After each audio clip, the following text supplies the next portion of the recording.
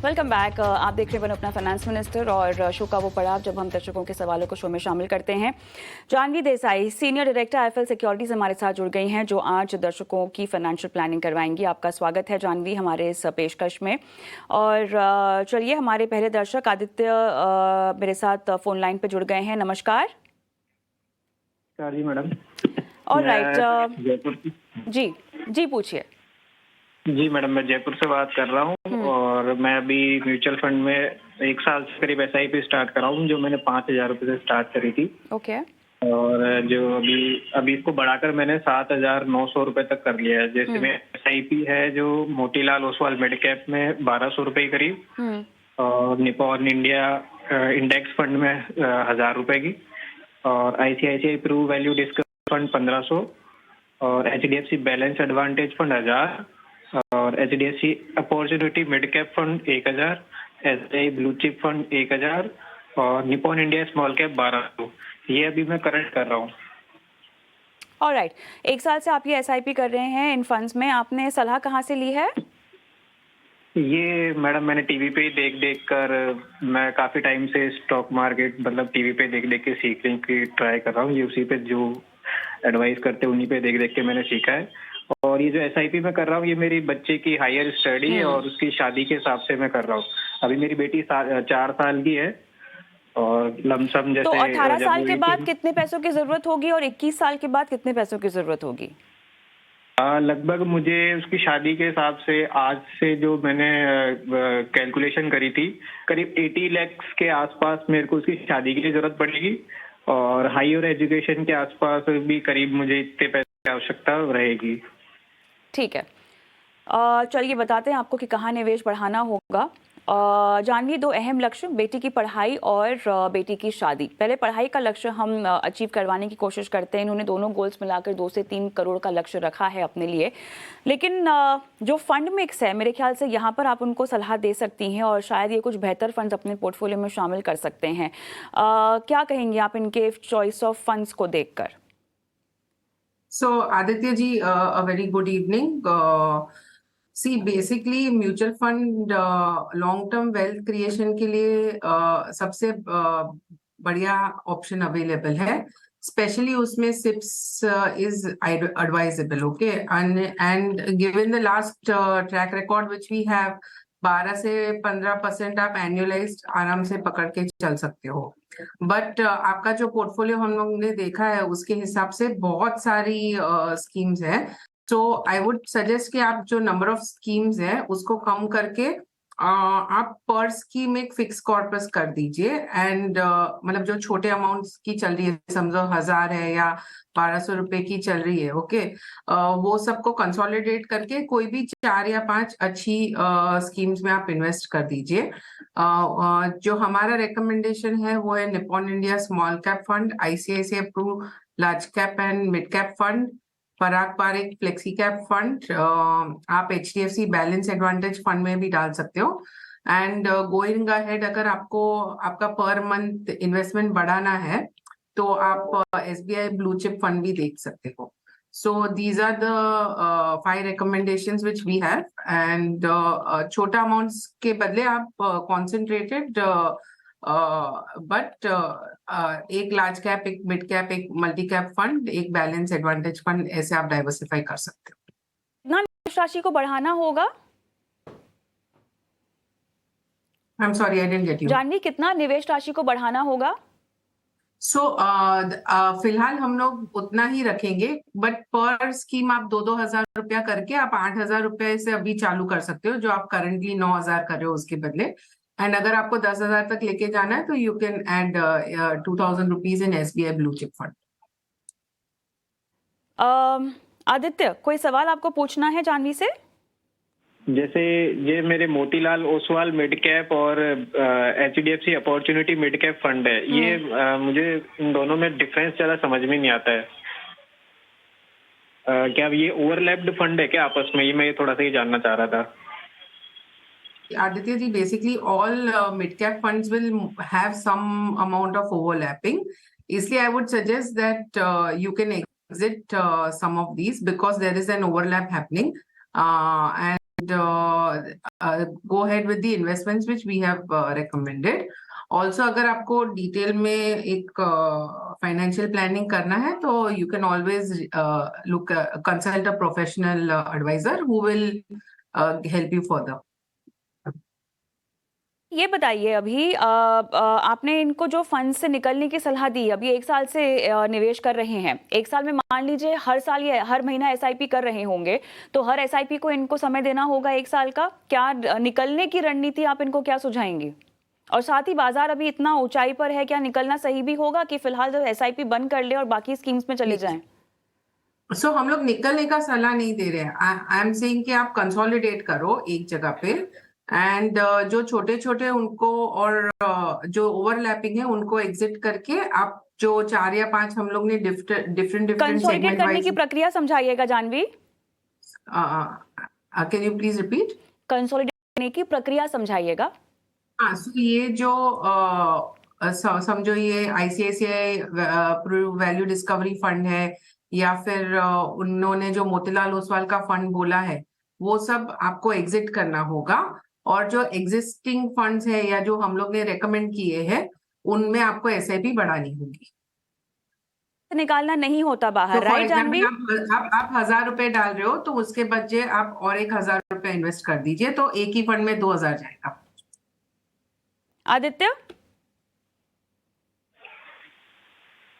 आदित्य कोई सवाल हेलो। और?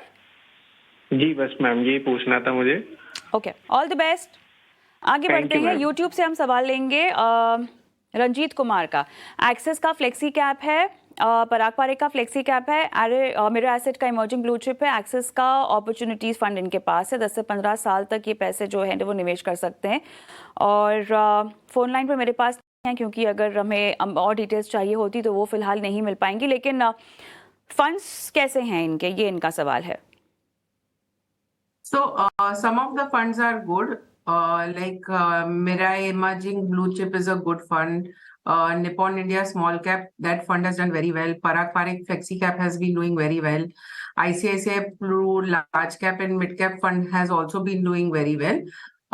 So most of his funds are good. Only thing is कि थोड़े ज्यादा है तो एक दो कम करके कोई भी concentrated थोड़ा कर देंगे तो better है। राइट,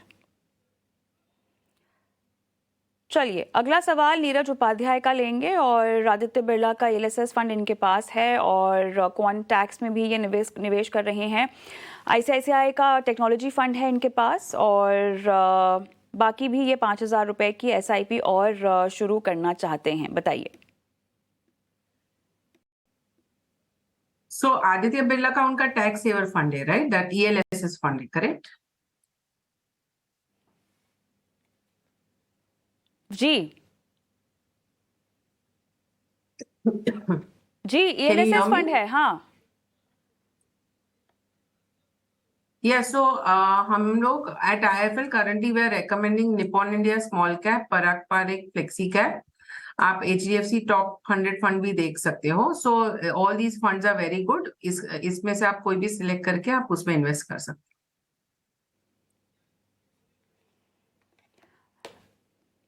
क्या रीजन है कि क्वांटैक्स और एबीएसएल आपकी रिकमेंडेशन लिस्ट में नहीं है?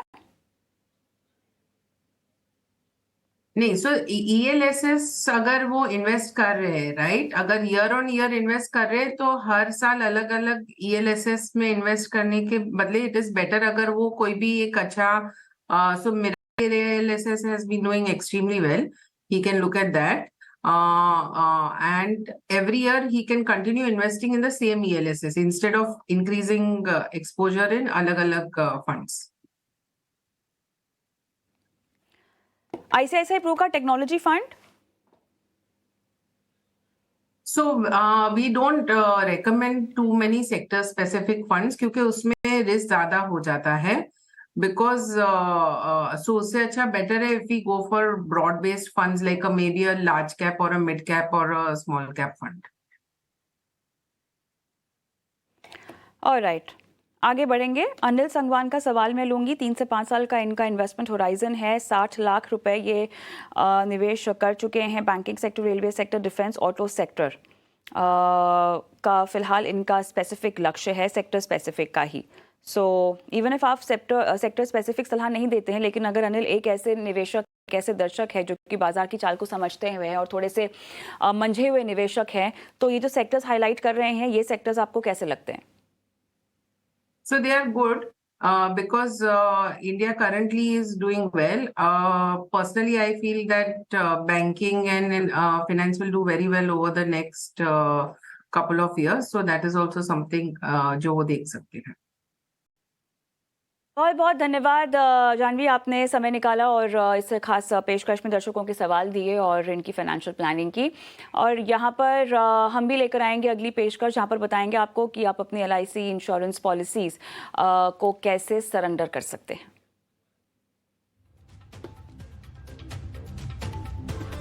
देख रहे हैं वन अपना फाइनेंस मिनिस्टर, मैं हूं आपके साथ कविता थपलियाल। और इस शो में हम न सिर्फ आपके निवेश का ख्याल रखते हैं, बल्कि इंश्योरेंस को लेकर भी आपको सही सलाह देते हैं। और आज का जो हमारा मुद्दा है इंश्योरेंस को लेकर, वो है कि पॉलिसी सरेंडर कब करें, किस तरह की पॉलिसीज को सरेंडर किया जा सकता है और क्या सरेंडर करना आपके लिए फायदे का सौदा होगा या हमेशा इसमें घाटा ही होता है। समझते हैं इस पूरे प्रोसेस को। Chetan Vasudev, senior VP business development, alliance insurance brokers, मेरे साथ जुड़ गए हैं। चेतन, बहुत बहुत स्वागत है आपका बनो अपना फाइनेंस मिनिस्टर में। और एक ऐसा मुद्दा जो लोगों को बहुत जटिल लगता है और अधिकतर समझ में भी नहीं आता, जानकारी भी नहीं होती है, तो मुद्दा है पॉलिसी को सरेंडर करने का। किस किस तरह की पॉलिसीज को हम सरेंडर कर सकते हैं? क्या केवल लाइफ इंश्योरेंस पॉलिसीज की हम बात कर रहे हैं या जनरल इंश्योरेंस तक भी ये पूरी प्रक्रिया जाती है? चेतन, हाय, गुड इवनिंग। सबसे पहले सरेंडर की बात करें तो ज्यादातर ये चीज लाइफ इंश्योरेंस की तरफ रहती है। ठीक है, अगर आप अपनी पुरानी पॉलिसीज जो LIC इतने सालों से बेचता आ रहा है और प्राइवेट लाइफ इंश्योरेंस भी जो एंडाउमेंट्स कर रही हैं, तो एंडाउमेंट पॉलिसीज में ज्यादातर एक सरेंडर वैल्यू होता है। तो जब ये आप सरेंडर कर रहे हैं तो सबसे पहली चीज तो ये है, जो पॉलिसी होल्डर है वो वॉलंटरी अपनी पॉलिसी का जो कॉन्ट्रैक्ट है वो टर्मिनेट करना चाह रहा है मैच्योरिटी डेट से पहले। तो अगर आपने एक 10 साल, 15 साल, 20 साल की पॉलिसी ली है और 5 साल के बाद कोई तरह से आप प्रीमियम नहीं भर पा रहे हैं या आपकी पॉलिसी की वो रिक्वायरमेंट खत्म हो गई है, तो आप उस पॉलिसी को जाके सरेंडर करते हैं। तो हर एक प्रकार की पॉलिसी, अगर ट्रेडिशनल पॉलिसीज जो एंडाउमेंट पॉलिसीज हैं, तो वो आइडियली 3 साल के बाद सरेंडर हो सकती हैं। यूलिप पॉलिसीज हैं जिसमें एक टैक्स इम्प्लीकेशन भी आ जाता है। पेनल्टी और चार्जेस तो रहते ही हैं, लेकिन एक टैक्स इम्प्लीकेशन भी है कि अगर उससे पहले 4 साल में आप सरेंडर करते हैं या लॉक इन 5 साल पूरे होने के बाद उसे सरेंडर करते हैं, तो उसकी टैक्स इम्प्लीकेशन फिर चेंज हो जाती है। हम चेतन हम एक एक करके जाते हैं। ये तो समझ में आ गया कि अधिकतर लाइफ इंश्योरेंस पॉलिसीज में आप कर सकते हैं सरेंडर, ठीक है। सरेंडर करने लायक फैसला आखिर कब लिया जाए, उसकी औपचारिकताएं क्या हैं, फॉर्मेलिटीज क्या हैं, मैं आपसे फिर से सवाल पूछूंगी। लेकिन मुझे अब ये जानना है कि मैं अगर पॉलिसी होल्डर हूं और पॉलिसी होल्डर को पॉलिसी नहीं चाहिए किसी भी वजह से, सरेंडर करने की क्या क्या कारण होने चाहिए, ये बताइए। अभी आप कह रहे हैं कि एज अ पॉलिसी होल्डर आपको वो पॉलिसी नहीं चाहिए, तो जब आप एक पॉलिसी लेते हैं, जब आप एक कॉन्ट्रैक्ट एंटर करते हैं, तो वो एक लॉन्ग टर्म कॉन्ट्रैक्ट होता है। तो आप मिड टर्म में कह रहे हैं कि आपको ये पॉलिसी नहीं चाहिए, अभी वो या तो आप फाइनेंशियल कंस्ट्रेंट्स की वजह से कह रहे हैं जिसके वजह से आप प्रीमियम्स नहीं भर पा रहे, तो क्या ये चीज आपकी लॉन्ग टर्म फाइनेंशियल प्लानिंग में इंपैक्ट करने वाली है, जिस वजह से आपने पहली चीज पॉलिसी ली? क्योंकि सरेंडर करने में आइडियली ट्रेडिशनल पॉलिसीज में नुकसान ही होता है, अनलाइक यूलिप्स, अगर मार्केट बहुत अच्छा कर गए तो नीड्स टू जज के जिस वजह से मैंने वो पॉलिसी ली थी, जिस लॉन्ग टर्म विजन के साथ ली थी, क्या मुझे वो कवरेज नहीं चाहिए आज इंश्योरेंस का? क्या मैंने अपनी वो फाइनेंशियल नीड पूरी कर ली, या मैं प्रीमियम्स नहीं भर पा रहा हूँ इसीलिए मैं ये पॉलिसी सरेंडर करना चाह रहा हूँ? नो, एक पॉलिसी होल्डर का व्यू और किस रीजन से वो करता है, that is very personal and one needs to look at that कि वो क्यों सरेंडर करना चाह रहा है। सवाल अब यहाँ पर ये है कि पॉलिसी सरेंडर करने को लेकर समय क्या होना चाहिए। हमें कॉन्ट्रैक्ट के तहत बांध दिए जाते हैं, आपको इंश्योरेंस जी पॉलिसी लेते हैं जी तो ठीक है। अब उसकी बाध्यता क्या केवल कुछ सालों के लिए रहती है? ऐसा कोई नियम है कि भैया पॉलिसी लेने के इस साल तक आप सरेंडर नहीं कर सकते, इस साल की अगर ये पूरी हो जाए अवधि उसके बाद आप करें, ऐसा कोई नियम है? नियम अगर आप देखें तो फिर से पॉलिसी टाइप पे वेरी करता है। अगर आपने एक ट्रेडिशनल एंडाउमेंट पॉलिसी की बात की है तो उसमें आप 3 साल तक सरेंडर नहीं कर सकते। 3 साल के बाद आप सरेंडर करें तो आपके पॉलिसी डॉक्यूमेंट में एक सरेंडर वैल्यू फैक्टर होगा टर्म्स एंड कंडीशंस में, जिसके बेसिस पे आपका वो सरेंडर वैल्यू कैलकुलेट होगा। जहां तक यूलिप पॉलिसीज की है, जो unit linked life insurance policies हैं, उसे आप सरेंडर कर सकते हैं, लेकिन उनके चार्जेस अलग हैं। पहले 5 साल में अलग चार्ज है और 5 साल के बाद बेसिकली कोई चार्ज नहीं है, तो वो वेरी करता है। आजकल जो term insurances over the years बहुत चेंज हुआ है, तो देयर आर पॉलिसीज जहां आपको प्रीमियम रिटर्न मिलता है। और क्योंकि term insurance life insurance company के लिए एक रिस्क है, और मैं अगर डिसाइड करता हूं कि मुझे वो रिस्क से एग्जिट करना है, तो अर्ली एग्जिट पे there are a lot of plans which compensate you, rather give you money for exiting early out of a life insurance policy. ये बताइए, आपने कहा कि अगर आप ट्रेडिशनल इंश्योरेंस पॉलिसीज को करते हैं सरेंडर तो अक्सर घाटा होता है, ये कैलकुलेशन क्या है? जरा कोई एग्जांपल देके समझाइए, क्योंकि ये थोड़ा सा मामला पेचीदा होता है। ये एजेंट्स भी समझाते हैं, इंश्योरेंस ब्रोकर भी समझाते हैं, तब भी लोगों को अधिकतर समय समझ नहीं आ पाता। कैसे आप ये पता लगाएं कि अगर आप सरेंडर कर रहे हैं तो आपको घाटा होने वाला है? ये कैलकुलेशन क्या होती है? डिपेंड्स कि आपके पास कौन सी पॉलिसी है और कितने साल की पॉलिसी है। आपके पॉलिसी डॉक्यूमेंट में एक सरेंडर वैल्यू फैक्टर होता है, नो दैट फैक्टर यूजुअली 30-35% से स्टार्ट होके it kind of increases, depends on how many years you have paid the premium.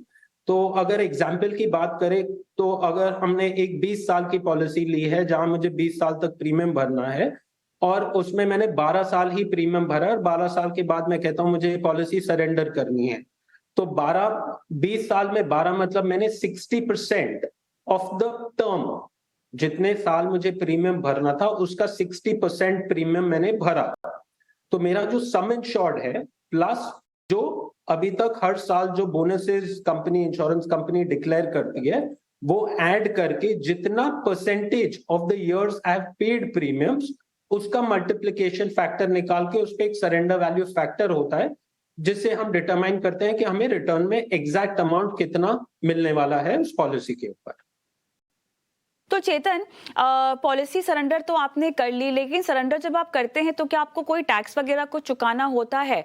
और सरेंडर करने के बाद क्या वो कॉन्ट्रैक्ट आपका खत्म हो जाता है, या वो पॉलिसी में भले ही आप पैसे ना डालें लेकिन वो पॉलिसी के जो पैसे हैं आपको मैच्योरिटी के बाद मिलेंगे? दो सवाल मैंने ऐड कर दिए हैं एक ही में। देखिए, टैक्स इम्प्लीकेशन, अगर आप एक ट्रेडिशनल पॉलिसी सरेंडर करें तो उसमें टैक्स इम्प्लीकेशंस नहीं है, लेकिन अगर आप एक यूलिप सरेंडर करें तो जहां पे काफी यूलिप्स में 5 साल का लॉक इन है, तो अगर आप उससे पहले सरेंडर करिए तो उसके प्रोसीड्स टैक्सेबल होते हैं, और 5 साल के बाद those proceeds, if you surrender the policy, those proceeds are tax free.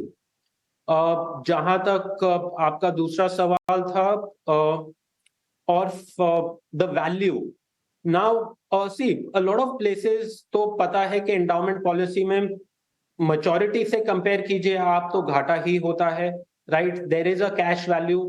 बहुत सारे policies में एक paid up value का भी feature होता है, तो अगर मतलब 5 साल प्रीमियम भरने के बाद अगर मैं प्रीमियम नहीं भर सकता तो मैं उसे पेड अप में कन्वर्ट कर देता हूँ, मतलब मैं प्रीमियम्स और नहीं भरूंगा, लेकिन जो मेरा पहले वाला बेनिफिट था उस पॉलिसी में वो भी कम हो जाएगा, मेरा सम इंश्योर्ड चेंज हो जाएगा। तो there is an option to kind of move it to a paid up capital also, rather than just taking out all the money and surrendering the policy, क्योंकि एक बार आप पॉलिसी सरेंडर कर देते हैं तो वो कॉन्ट्रैक्ट जो है वो खत्म हो गया, वो एग्जिस्ट नहीं करता, it kind of ceases to exist, and all the benefits also that were attached to it are over. I mean the contract is completed, so you lose the insurance cover also attached to the policy and any benefits which are there for the long run.